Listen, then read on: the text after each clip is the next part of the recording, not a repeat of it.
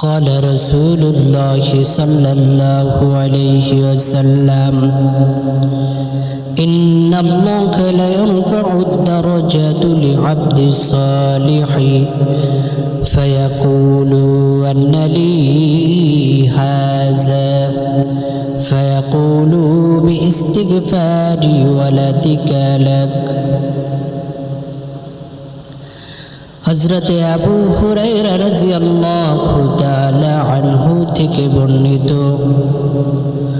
রাসূলুল্লাহ সাল্লাল্লাহু আলাইহি ওয়াসাল্লাম বলেছেন, জান্নাতে একজন মানুষ প্রবেশ করবে, লক্ষ্য করে দেখবে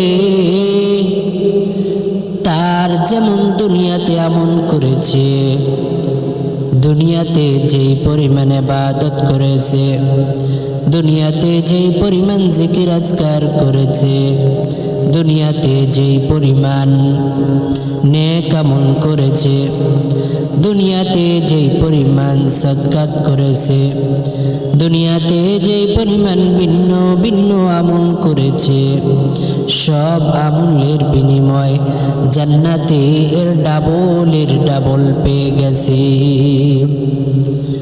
ওই লোকটা চিৎকার দিয়ে বলবে, ওগো রব, তোমার কাছে বলতে চাই, আজকে আমি দুনিয়ার বুকে থাকাকালীন এত তেলাওয়াত করি নাই, এত জিকির আজকার করি নাই, এত পরিমাণ সদকা করি নাই, এত পরিমাণ নামাজ রোজা করি নাই, এত পরিমাণ হালাল হারাম মানি নাই, কিন্তু দুনিয়ার বুকে আমি থাকাকালীন কিঞ্চিত পরিমাণ সব আমল করেছি।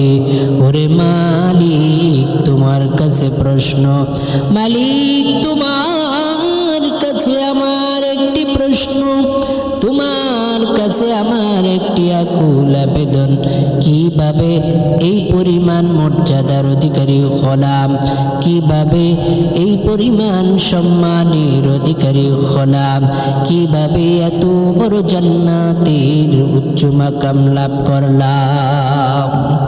ওরে মালিক, তোমার কাছে আমি বলতে চাই, আমাকে তুমি দয়া করে জানাও, তুমি আমাকে বলো কিভাবে হলো। লোকটা বলবে, ফায়াকুলু আন্নালি হাযা, এই তো জান্নাতে এত নিয়ামত কিভাবে পেলাম, জান্নাতে এত সুন্দর নিয়ামত কিভাবে পাইলাম, জান্নাতে এত বড় জান্নাত কিভাবে পাইলাম, এত বড় মর্যাদার অধিকারী কিভাবে হইলাম।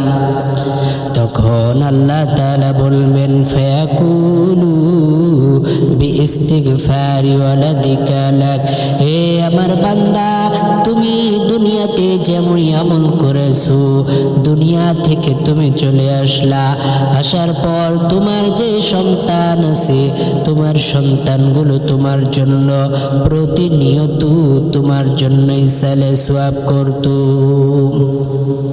কোরআন তেলাওয়াত করতো, তোমার নামে অনেক খতম করাইতো, তোমার নামে অনেক সুন্দর আমল নামা পাঠাইতো, সুন্দরভাবে তোমার জন্য ইবাদত করাইতো।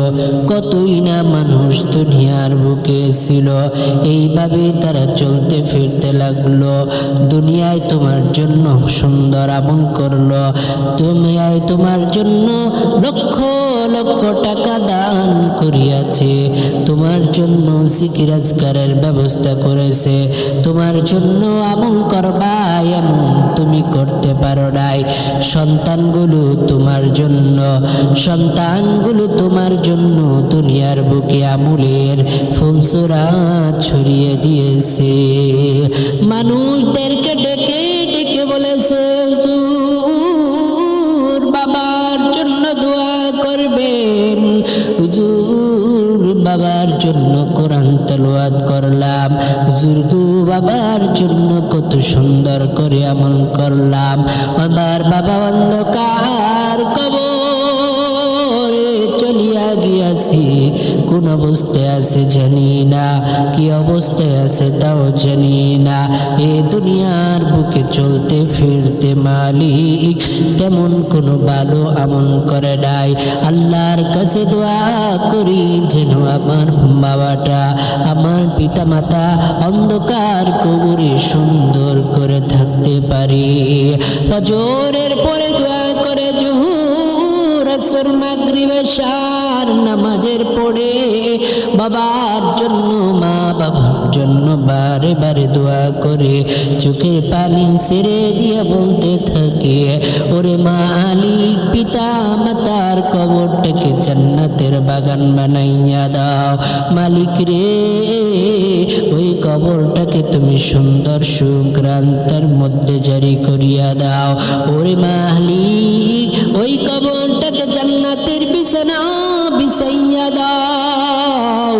ওই কবরের সাথে তুমি সুন্দর যোগাযোগ মাধ্যম তৈরি করিয়া দাও। এইভাবে বারে বারে দোয়া করতো। এইভাবে তার জিন্দেগিটা চলতে লাগলো। যতদিন সে বেঁচে ছিল তোমার জন্য দোয়া করত, তোমার জন্য সুন্দর সুন্দর আমল করত, পুণ্যের কাজ করত, তোমার জন্য সদকা করত। আজকে তুমি এত সুন্দর নিয়ামত পাইলা। ইন্নাল্লাহা লা ইয়ারফাউ আদ-দারাজাতি লি'আবদি সালিহি ফায়াকুলু, দুনিয়ার বুকে এত আমল করবে না, আখিরাতের বুকে যখন উচ্চ মাকাম পাইবে ফায়াকুলু আন্নালি হাযা ফায়াকুলু বিইস্তিগফারি ওয়ালা হামদিকা লাক, বান্দা বলতে থাকবে এগুলো কিভাবে আসলো। তখন সেই অবস্থার মধ্যে এত সুন্দরভাবে বলবেন আল্লাহ তাআলা এটা তোমার সন্তানগুলো তোমার জন্য দিয়েছে।